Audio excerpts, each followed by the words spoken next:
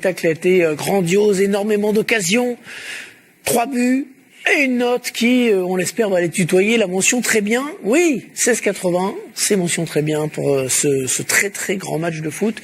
Les conséquences au classement sont assez minimes, puisque le Paris Saint-Germain, bien sûr, est en tête, mais c'est sa première défaite, et je vous l'ai dit. Puis Lyon, ça c'est quand même important, Lyon recolle à 3 points du LOSC. Lille aurait pu vraiment faire un trou important, et bien non, Lyon reste au contact, et au contraire, les Lyonnais ont désormais 6 points d'avance sur l'AS Saint-Etienne, avec un match de plus de jouer cependant. Ça a été un grand match, une affiche où on savait qu'il y avait du talent sur la pelouse, mais ce talent s'est exprimé. On va découvrir ensemble, Dominique, le tableau de bord de cette rencontre qui doit être assez hors norme, on va dire. Oui, c'est très spectaculaire.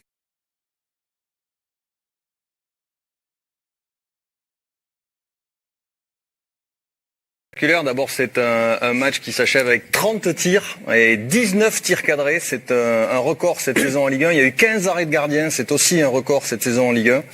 Et vous voyez la possession donc à l'avantage des Parisiens, mais le mordant sur la dernière ligne, côté lyonnais, 52% de duels gagnés.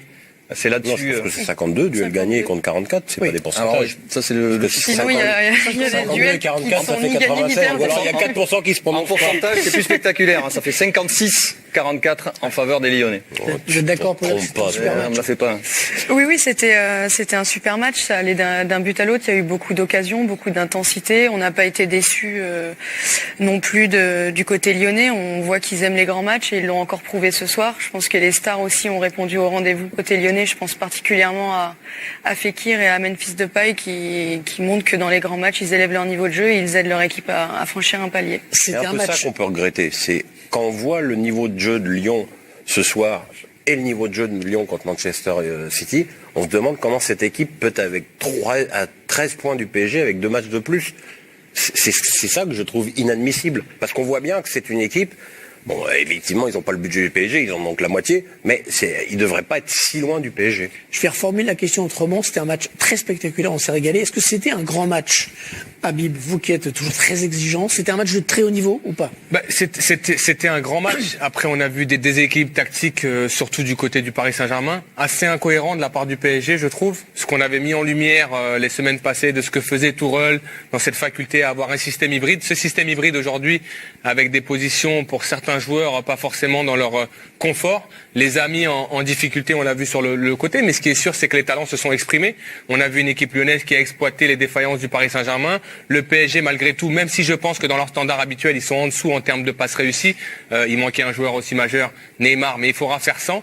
Et on a vu quand même des joueurs comme Kylian Mbappé un petit peu en dedans, Cavani très en dedans dans ce match-là, donc il fallait pour les Lyonnais exploiter ses faiblesses. Ils les ont exploitées. On a vu malgré tout un très grand match de Ligue 1. Il y a eu des problèmes tactiques, il y a eu des problèmes de performance individuelle aussi.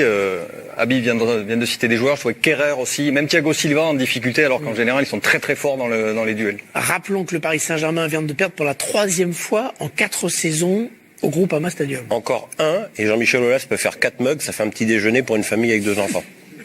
Mais on l'a regardez le bilan, c'est vraiment le nouveau sommet de la Ligue 1, ces matchs entre Paris et Lyon. À Lyon, au Parc OL, il y a eu 4 rencontres et vous voyez 3 victoires de Lyon et une seule du PSG. Ça prouve bien que la différence entre les 2 équipes ne se fait pas dans ces confrontations directes. Ouais. Non, mais c'est surtout que je pense que Lyon est l'équipe qui peut le plus embêter le PSG. Pourquoi? Parce que c'est une équipe qui joue au foot et qui a besoin de jouer au foot, qui a besoin de produire des choses offensivement. Ils ne savent pas faire autrement. Dès que Lyon est un petit peu dans le calcul, on a vu cette saison que c'était un petit peu plus difficile pour eux. Donc le PSG aujourd'hui est une équipe qui se découvre énormément. On l'a vu dans ce match, les latéraux très très hauts. Forcément, avec ce système en 4-3-3, on a vu que les 2 joueurs de côté aujourd'hui du côté de Lyon, surtout Memphis Depay, a mis au supplice Kerrer. Ils ont su exploiter les défaillances aussi de l'adversaire. C'est aussi ça un rapport de force entre 2 équipes. Je pense que Lyon l'a très bien utilisé ce soir. Vous disiez que Lyon était particulièrement fort dans les gros matchs et a des points de faiblesse sur les petits matchs. Ça vient de quoi? Ça vient du pédigré des joueurs qui constituent cette équipe? C'est-à-dire beaucoup de stars, beaucoup de gros joueurs, ou c'est quoi le problème en fait? Non, je pense pas, parce que des stars au Paris Saint-Germain, il y en a aussi. Je pense que c'est une question de motivation et de maturité aussi au niveau de ces joueurs-là. Dans des matchs à moindre enjeu où il y a un peu moins d'espace, ils sont moins motivés, ils mettent moins d'intensité. Et pour moi, il n'y a que la maturité et le professionnalisme qui fait élever ce niveau de certains joueurs dans des matchs. Quand t'entends les déclarations de Depay qui dit qu'il a envie de jouer dans un grand club l'année prochaine, et il en a cité, dont le PSG d'ailleurs, bah tu t'étonnes pas qu'il soit plus motivé pour jouer contre Paris, contre Dijon ou. Ouais, mais on peut pas jouer que contre Paris Saint-Germain. Le plus dur pour un footballeur, c'est ça. Faut être motivé. Lorsqu'on te présente une affiche Lyon-Paris Saint-Germain, t'y vas, t'es motivé. Il y a pas besoin que ton coach vienne te voir pour te dire c'est un match important.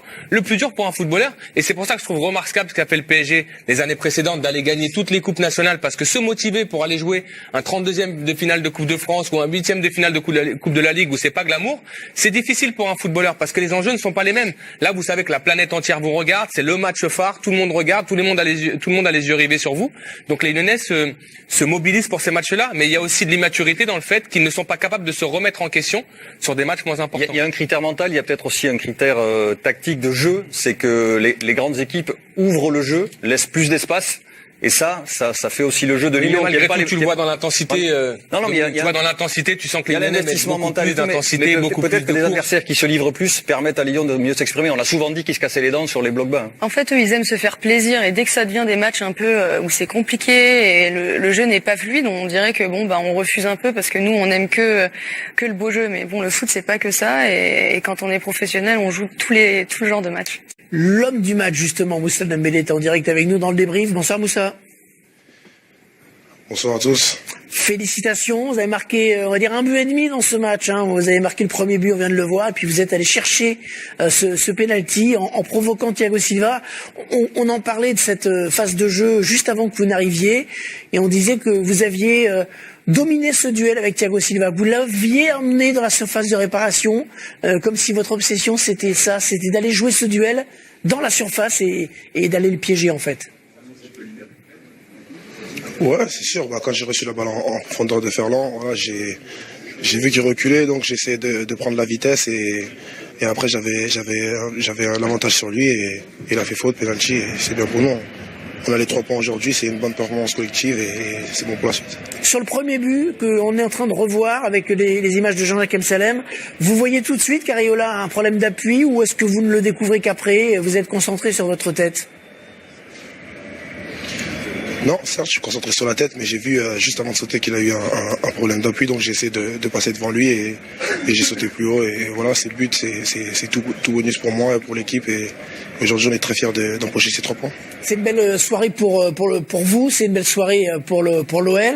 On rappelle que vous avez signé en provenance du Celtic Glasgow. Ça a été comment ça s'est fait de revenir comme ça dans le foot français quand on a joué au Celtic dans le championnat d'Écosse, dans un grand club avec une ambiance exceptionnelle, hein, mais un championnat un petit peu de moindre niveau. Ça a été difficile ou pas pour vous de vous acclimater à la Ligue 1? Non, pas forcément. Voilà, après, en venant ici, je m'attendais à avoir un groupe de qualité avec des joueurs de haut niveau. C'est ce qui s'est passé. Et voilà, après, quand tu arrives dans un club, c'est sûr qu'il y a un temps d'adaptation. Il faut prendre seulement la patience. Des fois, on joue, des fois, on joue pas. Et il faut faire en sorte d'être à 100% quand on est sur le terrain. Ouais, parce qu'il faut batailler pour gagner sa place dans le 11 de départ. Et il y a un gros effectif à Lyon, c'est pas si facile que ça. Vous êtes en train peut-être de gagner votre place de titulaire, par exemple, pour le match contre Barcelone? Ouais, peut-être. Bon, après, c'est au coach de prendre les décisions. Moi, je suis un joueur de l'équipe et quand je suis sur le terrain, voilà, je me donne à fond et j'essaie de faire en sorte d'aider mes coéquipiers. Après, le match du Barça est dans longtemps. On a un match de coupe jeudi et on va se focaliser sur celui-là d'abord. Merci beaucoup, Moussa. Et félicitations, vous êtes l'homme du match. On va vous remettre votre trophée. Voilà. Bravo à vous pour cette performance très réussie. Merci. Moussa Dembélé.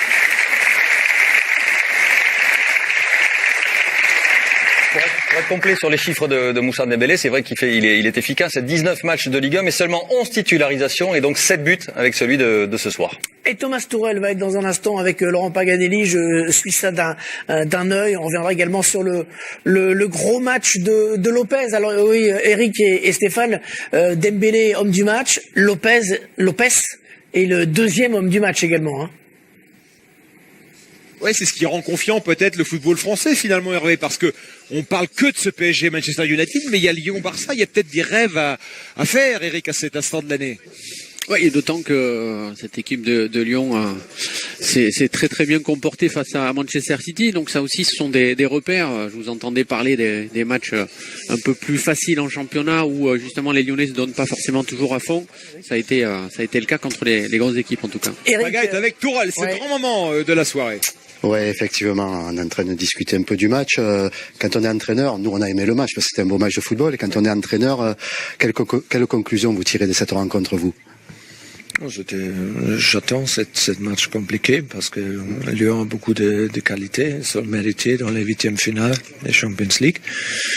Mais c'était une première mi-temps très compliquée parce qu'on a perdu beaucoup de ballons faciles et on a pris beaucoup de décisions mal, c'est ça? Et spécialement dans les moments pour faire une contre-attaque, pour avoir une grande occasion. Et pour ça, à mon avis, c'est le plus difficile quand tu perds le ballon,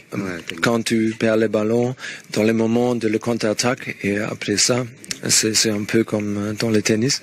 Et nous ne sommes pas une équipe comme ça. On aime de contrôler le ballon ou faire une contre-attaque. Mais c'était une question de précision. Et Lyon a joué avec beaucoup de courage et ils ont attaqué beaucoup. Ils ont eu quelques occasions, mais nous avons aussi beaucoup d'occasions. Et pendant les deuxième mi-temps, à mon avis, nous avons fait un très bien match, contrôlé le match. Pas d'occasion pour Lyon, beaucoup d'occasions pour nous. Et je suis très satisfait avec les performances pendant les deuxième mi-temps, mais oui, c'est le résultat, je n'aime pas du tout. Mais c'est vrai qu'on a quand même vu une équipe de Paris en difficulté à des moments, sur le plan défensif, je trouve. Je trouve que Lyon a quand même eu beaucoup d'occasions dans un match comme ça. Pendant le premier mi-temps? Ouais, je trouve. Oui, c'était beaucoup d'occasions, mais c'est normal quand. Ça vous inquiète pas, ça? Non, pas du tout, parce que c'est beaucoup d'occasions de Lyon, c'est notre faute parce qu'on a manqué de précision dans notre passe et de précision dans notre décision. Et à l'autre côté, j'attends ça parce qu'il joue avec beaucoup de risques. Offensivement, beaucoup de risques et on doit défendre très très attentif et c'est normal que à Lyon peut avoir des occasions, mais nous avons des grandes occasions pour fermer les matchs chaque minute. C'est vrai qu'aussi l'absence de Neymar sur les gestes techniques, dernière passe aussi, peut manquer aussi dans ce genre de rencontre. Ah oui, il est quand même pas mal comme joueur, c'est un bon joueur. Mais pas possible, un deuxième Neymar. Mais oui, c'était beaucoup d'occasions entre la ligne avec Antiel, avec Drax qui a fait très très bien match, mais avec Antiel pour trouver Ney, pour trouver Eddy. Il y a beaucoup d'occasions pour créer des occasions, mais on a eu beaucoup d'occasions et nous ne sommes pas été décisifs aujourd'hui. Mais comme je dis, le deuxième mi-temps, on a contrôlé les matchs. Les résultats, dans le foot, c'est possible que tu perdes. Ouais. Voilà, vous n'êtes pas inquiet avant Manchester, vous êtes quand même, rassuré quand même. Pas du tout de Manchester. Ouais. J'ai vu quelque chose pour améliorer dans le premier mi-temps. Nous sommes un peu, comme je dis, dans les précisions et dans notre agressivité et un peu plus activement, mais dans le deuxième mi-temps, j'aime beaucoup et pour ça c'est une chose pour continuer. Ça va, je vous laisse finir le bonbon. Hein. C'est nécessaire. On rend l'antenne à JP. À mon avis, il va y être. J'ai l'impression que Kevin va être dans les flops. Citer que maintenant, pour qu'il y ait carton rouge pour le PSG, il faut qu'il y ait fracture ouverte. Hein. On l'a vu la semaine dernière avec Kerrer, on l'a vu avec Fekir. Parle du tacle de Fekir. Ouais. On regarde les top flops, Pierre, rapidement. Allez, Pierre. Allez. En top, Dembélé, c'est l'homme du match. Un but et un pénalty provoqué. Lopez, on l'a vu aussi. Et puis alors, aux esprits chagrins qui vont me dire après ça, pourquoi t'as pas mis Denayer? Pourquoi t'as pas mis Depay? Parce que j'en ai 3, donc j'ai mis Fekir. Voilà. Et les flops? Et les flops aussi seulement. Et flop, Bernat et Daniel Alves, les deux béquilles du PSG. qui ont énormément souffert de ce côté, et Cavani qui a tout raté, notamment au niveau des passes. Et je pense que dans le discours de Tourelle, on l'a bien compris. Une dernière info importante, sachez que ce soir, la famille d'Emiliano Sala a été informée que la carcasse de l'avion avait été retrouvée dans la Manche. Donc la carcasse de l'avion retrouvée grâce aux recherches privées.